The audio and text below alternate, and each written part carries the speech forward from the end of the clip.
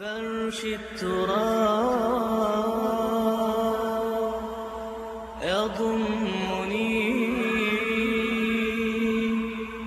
وهو غطائي. تو اب دو مسئلے میں یہاں حل کر دوں. جو لوگ کہتے ہیں حضور کو علم غیب نہیں تھا اور جو کہتے ہیں تھا، بدقسمتی سے دونوں نے ڈیفینیشن علیحدہ کر لی. جو ڈیفینیشن نفی کرنے والوں نے کی ہے اس کی وجہ سے، اس کے اعتبار سے واقعتاً نہیں تھا. انہوں نے ڈیفینیشن یہ کی ہے، تعریف یہ کی ہے، وہ علم جو خود حاصل ہو جائے. اللہ کا عطا کردہ علم جو ہے وہ کہتے ہیں وہ غیب نہیں ہے. تو وہ بھی مانتے ہیں کہ ہر علم جو حضور کو حاصل ہے وہ اللہ کا عطا کردہ. میں سائی والی میں یہ سارے مرحلے میں نے طے کیے نا اپنے زمانہ طالب علمی میں. مولانا منظور احمد شاہ صاحب ہیں سائی وال میں ایک، میں ان کے پاس حاضر ہوا. میں نے کہا جی یہ مسئلہ کیا ہے علم غیب کا، مجھے ذرا سمجھائیں. انہوں نے ایک کتاب اپنی نکالی کہ دیکھیے صاحب، ہم حضور کے علم کے بارے میں یہ باتیں مانتے ہیں. حضور کا علم حادث ہے، قدیم نہیں ہے. حضور کا علم محدود ہے، لا محدود نہیں ہے. حضور کا علم عطا کردہ ہے، ذاتی نہیں ہے. میں نے کہا یہ تین باتیں اگر آپ مان لیں تو میرا تو جھگڑا کوئی نہیں آپ سے.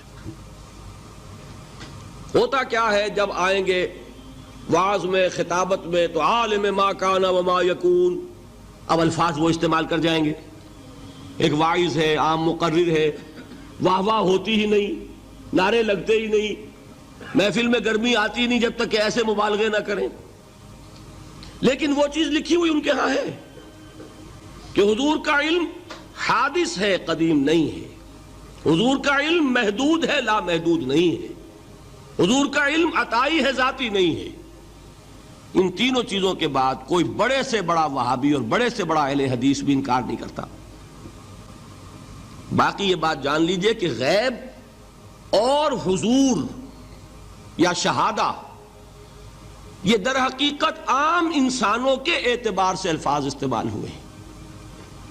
جب قرآن میں کہا جاتا عالم الغیب والشہادہ، اللہ غیب اور جو ظاہر ہے یا موجود ہے سب کا جاننے والا ہے، تو مجھے بتائیے اللہ کے لیے کوئی غیب ہے؟ اللہ کے لیے کوئی شے غیب ہے؟ تو کیوں کہا جا رہا ہے عالم الغیب والشہادہ؟ وہ ہمارے اعتبار سے کہا جا رہا ہے. جو تمہارے لیے غیب ہے اللہ اس کو بھی جانتا ہے، اور جو تمہارے سامنے اللہ اسے بھی جانتا ہے. اللہ کے لیے تو کل شہادہ ہے. کسی شے کا لا یعزب عنہ مثقال ذرۃ فی السماوات والارض، آسمانوں اور زمین کا ایک ذرہ بھی اس سے غائب نہیں ہوتا. غیب کا وجود کیا اللہ کے لیے؟ تو یہ الفاظ مستعمل ہیں ریلیٹو ہمارے اعتبار سے، اور ہمارے اعتبار سے جو شے غیب ہے اس میں سے ایک حصہ اللہ دیتا ہے نبی کو، تبھی تو نبی بنا. فرشتے کو دیکھا، فرشتہ ہمارے لیے غیب ہے. جنت دکھائی کہ نہیں دکھائی، ہمارے لیے غیب ہے کہ نہیں ہے. دوزخ کا مشاہدہ کرایا کہ نہیں کرایا، ہمارے لیے وہ غیب ہے کہ نہیں ہے. جو چیزیں ہمارے لیے غیب ہیں انہی کے پردے اللہ کچھ اٹھاتا ہے. کل غیب نہیں. کل غیب کا علم ہو جائے گا تو وہ شرک ہو جائے گا. کل کا لفظ جہاں آیا شرک ہوا. جب آپ کہہ رہے ہیں محدود ہے، لا محدود نہیں ہے، تو کل کا لفظ استعمال نہیں کر سکتے. لیکن غیب میں سے کچھ علم دیا گیا تبھی تو نبی بنا، ورنہ میرے اور نبی میں فرق کیا ہوا پھر؟ البتہ یہ کہ وہ غیب کا علم ہو یا حاضر کا علم ہو، سائنٹیفک نالج ہو یا وحی کا علم ہو، کوئی بھی علم ہو، آیت الکرسی کے الفاظ نوٹ کیجئے، یعلم ما فی السماوات وما فی الارض، وہ جانتا ہے. ولا یحیطون بشیء من علمہ الا بما شاء، مخلوق میں سے کوئی بھی اس کے علم میں سے احاطہ نہیں کر سکتا مگر جتنا وہ چاہے. اب یہ بات علیحدہ ہے کہ ہم کون ہے طے کرنے والے کہ ناپیں بیٹھ کر کہ اللہ نے ابراہیم کو کتنا علم دیا. ہم ناپ سکتے ہیں؟ عیسیٰ کو کتنا دیا ہم جان سکتے ہیں؟ تو ابراہیم کا، موسیٰ کا، عیسیٰ کا نہیں ناپ سکتے تو محمد الرسول اللہ کا کہاں ناپیں گے؟ یہ پاگل پن ہے، یہ ہے جو غلطی ہوتی ہے۔ ہم کون ہیں طے کرنے والے؟ اللہ نے اپنے نبی کو دیا جو دیا، بات ختم۔ کل نہیں کہیں گے، کل کہا شرک ہو جائے گا، ذاتی کہا شرک ہو جائے گا۔ عطائی ہے، جو دیا اللہ نے دیا، اور کل نہیں دیا، جتنا چاہا دیا، ہے حادث قدیم نہیں۔ تینوں چیزوں مان لیجئے تو شرک کا کوئی شائبہ نہیں ہوگا۔